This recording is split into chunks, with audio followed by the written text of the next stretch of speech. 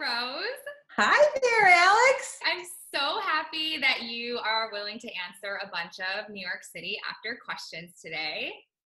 I mean, that's all I want to do.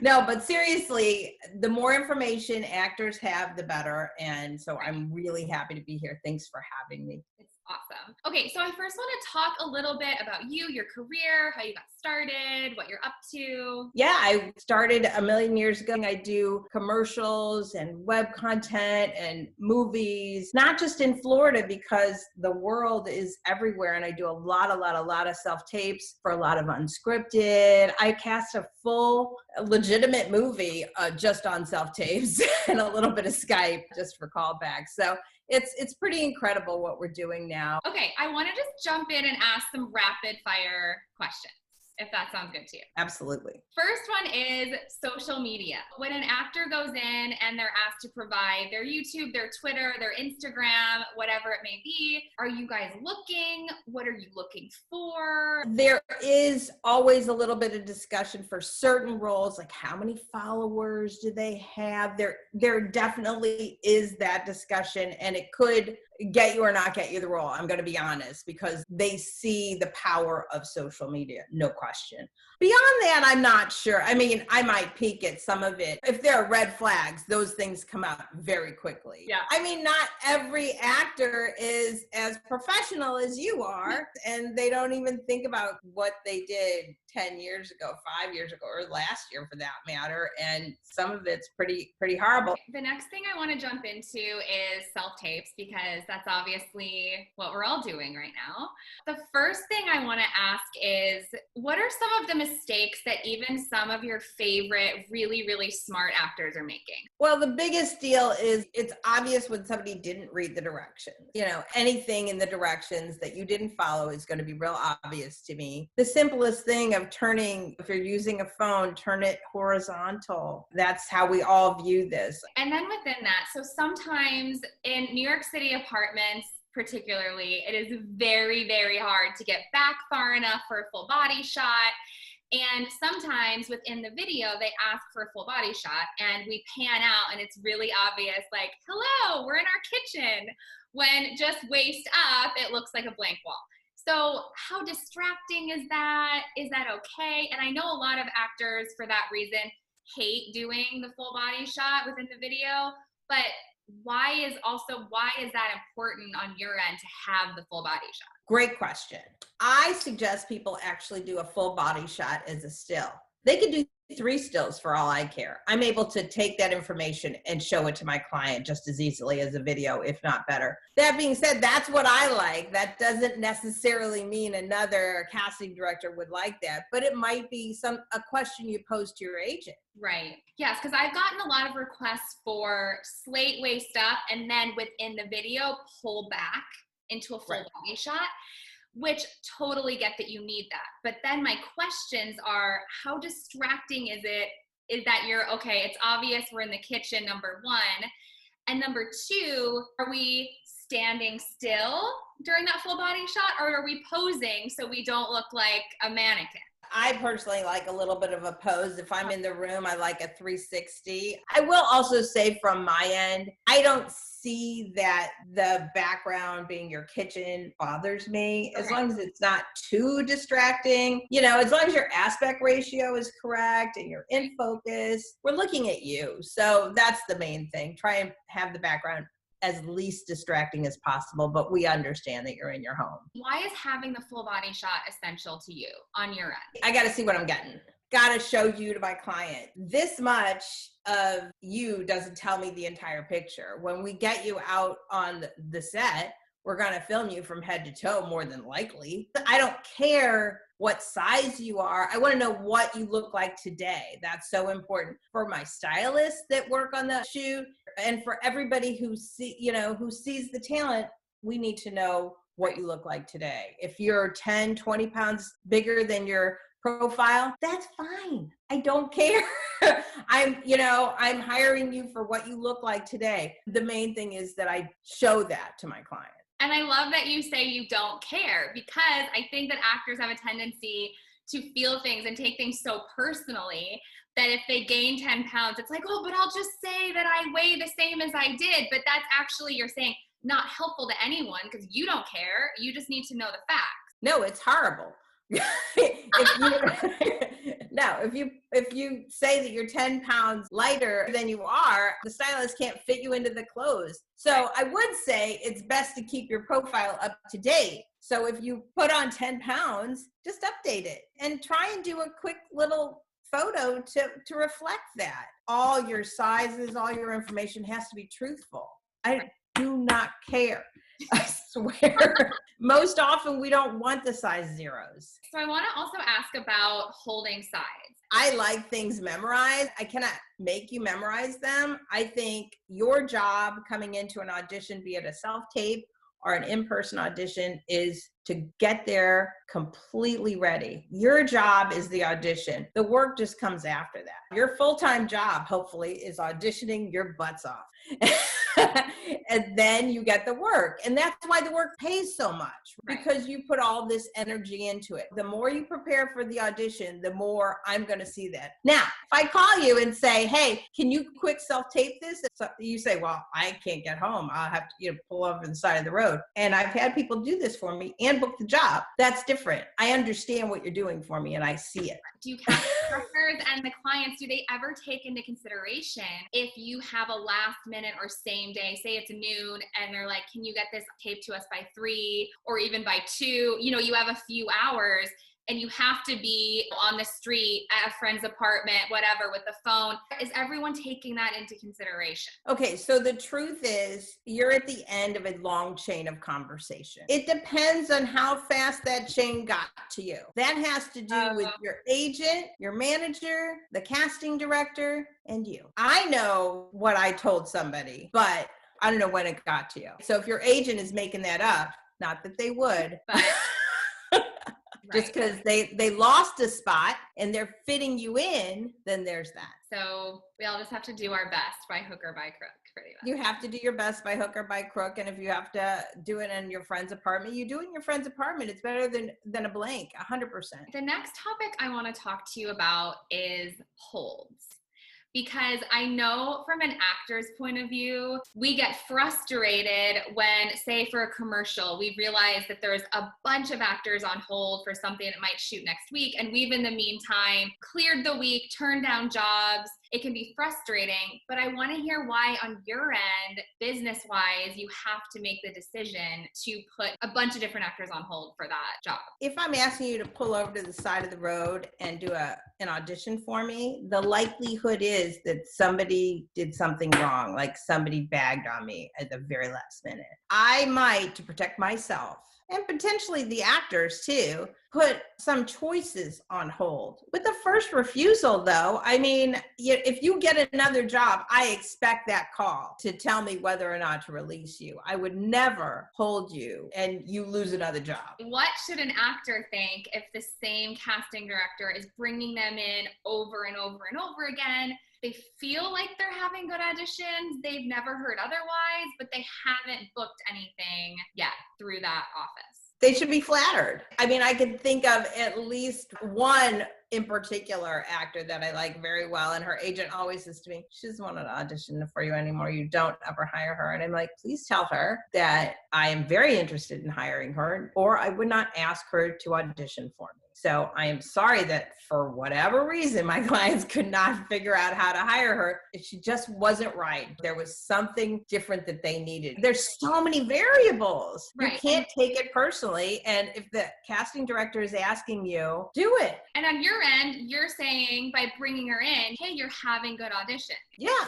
I'm saying I like the way you look. I like the way you act. We're going to nail it one day. I have a question from one of my good friends who is in LA. And she said that sometimes, even if she doesn't get an audition or a self-tape request, her manager will say, hey, here are the sides. Tape this anyway. I'm sending it anyway because I know you're right for this. So her question is, okay, how would that be received by you to get a tape that you didn't ask for?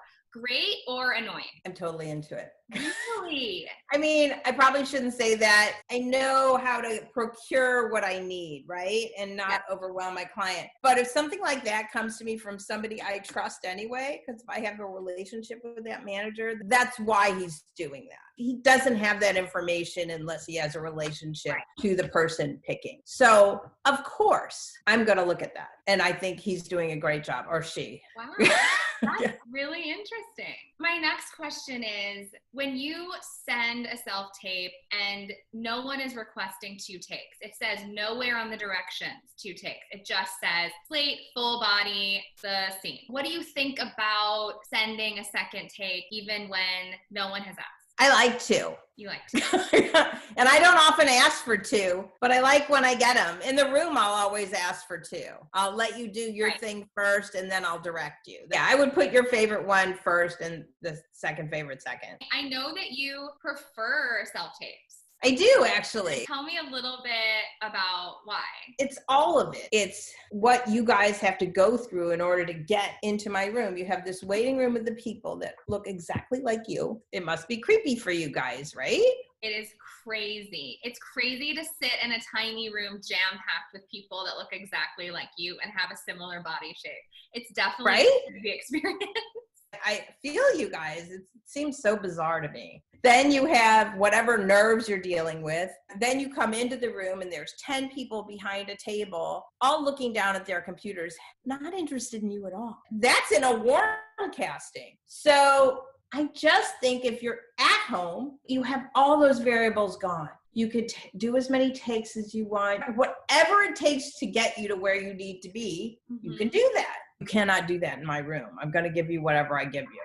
So I'd love to hear actually a little bit more about your insight with actor and agent relationships, because I do know that in New York City, it's such a pressure cooker.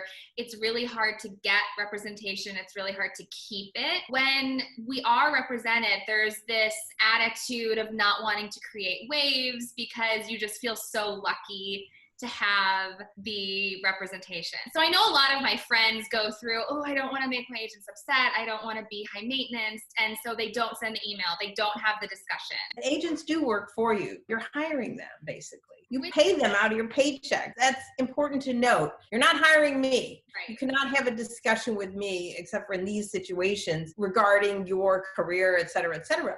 The higher you value yourself, the higher those around you will value you. And I always tell people to not do jobs for free, because then that's where your pay scale is. I've always done that in my career. I work for money. I am happy to give to volunteer causes, and I am happy to help a student. But when you were a large company and you want me to lower my rate, I'm going to tell you to move on. And I would expect the same thing with you in your career. You know, coming from theater school or drama school, there's such an attitude of you're replaceable, anyone would do this job, people would do it for free. And I think it takes a few years to kind of shake that attitude off.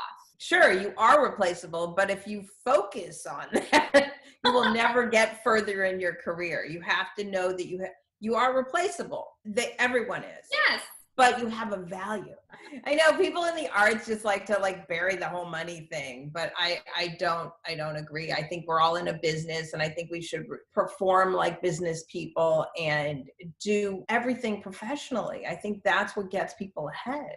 I'd love to get your opinion, your insight on hair and makeup and clothing choices for women in auditions and self-tapes, because there's so many questions depending on body type. For me, my issue is I'm 5'8", I'm a size 10. I'm a little curvier, so I need to wear something that shows my waist, but how form-fitting is too much?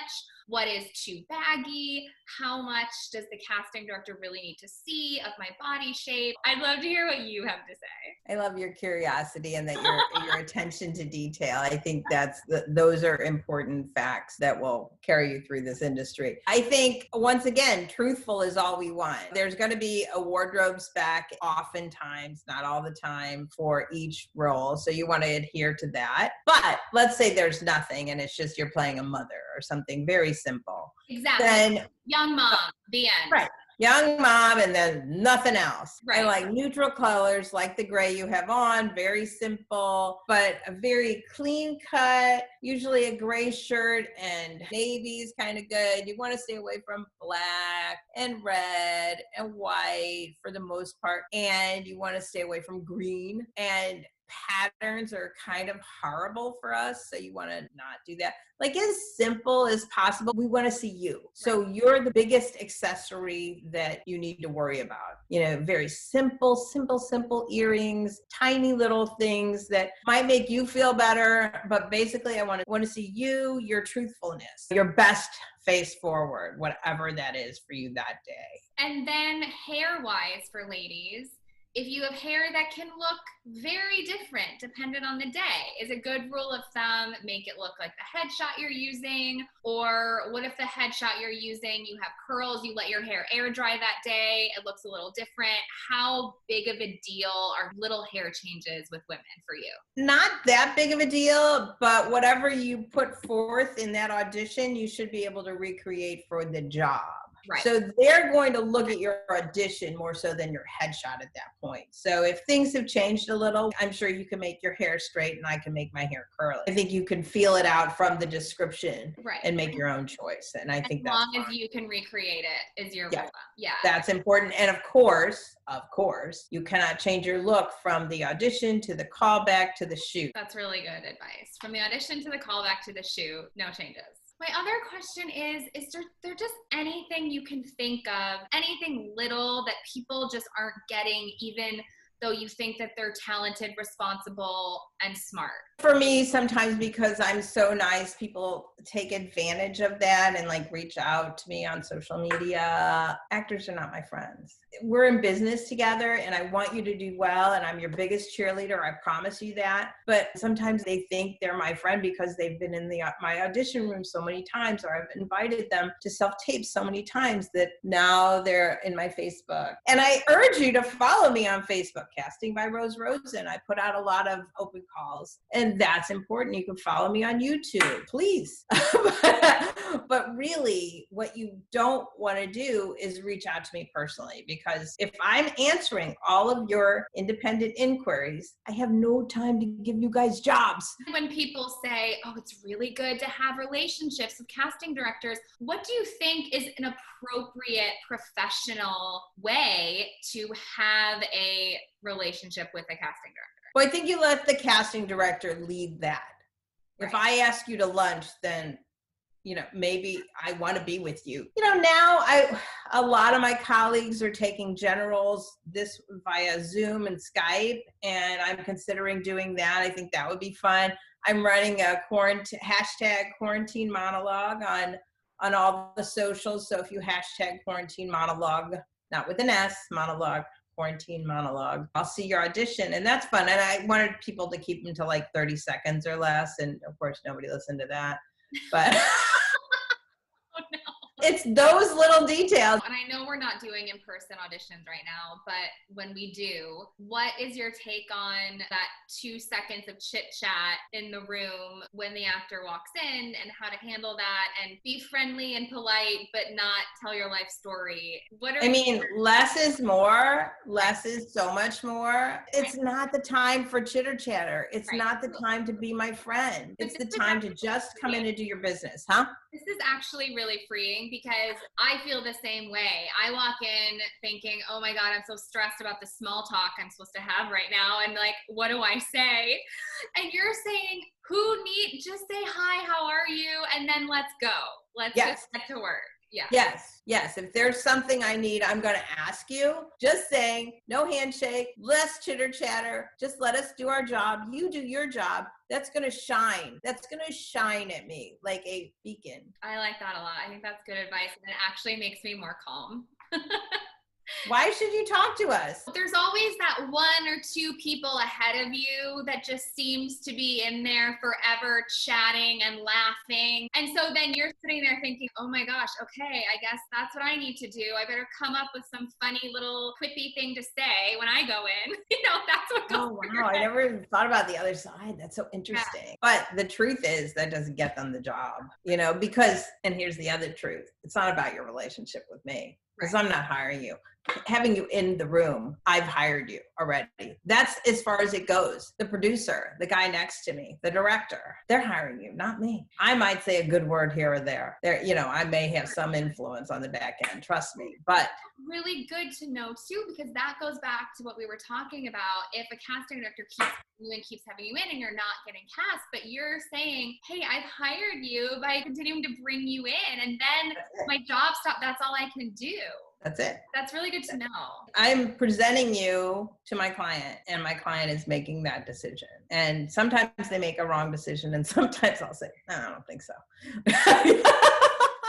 I remember I was Skyping back a kid for a movie, and the director liked this kid that was in the Skype. He was jumping up and down on an ottoman, like the entire time. And the director says to me, I love him. He is Tommy. I'm like, you can't hire him. Like, absolutely 100%, we're going to hire this other guy. He's a professional actor. When you need him to jump, he will jump. And when you need him to stop, he will stop. That kid, I don't think so. That is so funny. Okay, switching gears, I'd love to know your thoughts on the future of this business post-COVID, and what you think that not just actors, but musicians, producers, makeup artists, all of us can be doing right now to be prepared for that. Lots of things you could prepare for right now. You should be honing your craft. You should be doing YouTube videos. You should be doing classes online. You could download sites. You could tape yourself. There's so many things you could do in your house that will better your career. Top of the list. Go into all of your profiles and all of the different things that you're listed in and update them. Yeah. Update them with 10 pounds more, 10 pounds less. That's you got taller. And it's the thing that we all hate to do. It's so tedious, but that's now's the time. Right. Now's the time. All of those details. And when it says you can play tennis, that doesn't mean you played tennis once. That means you can hit the ball every time it comes at you. Keep yourself in shape, both mentally and physically, but that's the human condition, not necessarily the actor's condition. How do you think the business is going to change? What do you think it's going to look like when all of this is over? I feel like the first thing that rolls out after major incidents like this, not that we've had anything like this before, but like the writer's strike then brought out unscripted reality TV. Because it's very quick and easy to roll that out. People can do it from their homes. Basically, unscripted will be first. Commercials are already filming. It's going to take a while. Everybody's closed. I know. They've furloughed most of their executives. So if you're looking to make money, commercials, once again, we're in an industry, and I think money is important. I think people need to pay their bills. And I think actors who haven't thought about doing commercial work should certainly consider it, because those companies that survive will need commercials. It is really interesting to see how people are really still watching all of the from home stuff. SNL, all these late night shows, people don't care. They're watching it. Right. Well, people need content. Yeah. First of all, we're all sitting at home, but second, even if we're not, people watch the television, they watch their computers, people are plugged in. A lot of people will be home for a long time. Content is needed. You can create your own as you're doing. I think there's a lot of ways to entertain people. And I think in my mind, and I believe this is in the mind of the government, entertainment is actually a necessary field. I think it's an essential work. Because like all the newscasters, right? Exactly. So it's an essential industry. But beyond that, it is essential. There's no question that we need entertainment, particularly at times like this. Exactly. And that's what everyone's turning to right now. YouTube and Netflix, and Hulu. Like, that's what everyone is doing right now. And TikTok.